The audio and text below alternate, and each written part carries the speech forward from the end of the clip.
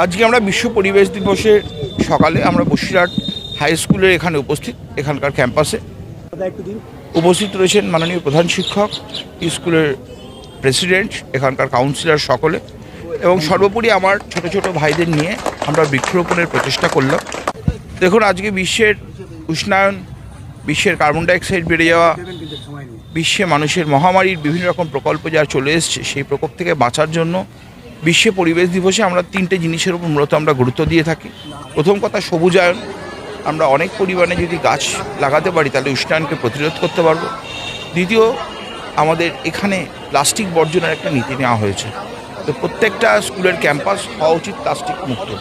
আমি মাননীয় হেডমাস্টার মশাইকে এবং প্রত্যেকটা স্কুলের মানুষদের আহ্বান জানাবো আমরা নিজেদের স্কুলের ক্যাম্পাসকে প্লাস্টিক মুক্ত, প্লাস্টিক বর্জ্যমুক্ত করতে, যাতে আমাদের এই পরিবেশের উপর যে ক্ষতিকর দূষণের প্রভাব, বিশেষত আজকে ছোটো ছোটো বাচ্চাদের উপর যে প্রভাব পড়ছে, আগামী দিন অঙ্কোজেন বা ক্যান্সার জিন অ্যাক্টিভেট হয়ে যাচ্ছে, প্রত্যেকটা বাড়ি বাড়ি ক্যান্সার হচ্ছে।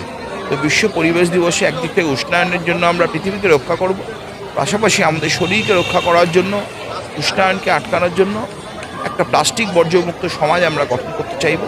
এবং প্রত্যেকে যারা আজকের দিনে ছোট ছোট বাচ্চা, আমার আগামী প্রজন্মের ছোট ছোট ভাইরা, তাদের উদ্দেশ্যে একটাই বার্তা থাকবে যে উষ্ণায়ন প্রতিরোধে যেমন আমরা বৃক্ষরোপণ করবো, পাশাপাশি প্রত্যেকে নিজের বাড়ির কাছে আগে প্লাস্টিক বর্জ্যমুক্ত করা দরকার। কেননা আমরা জানি অপ্রয়োজনীয় অব্যবহার্য প্লাস্টিকের প্রকল্পের ফলে আমাদের পরিবেশ ভীষণভাবে দূষিত হচ্ছে, এবং সেটা পৃথিবীর অন্যতম একটা বড় দূষণের সমস্যা।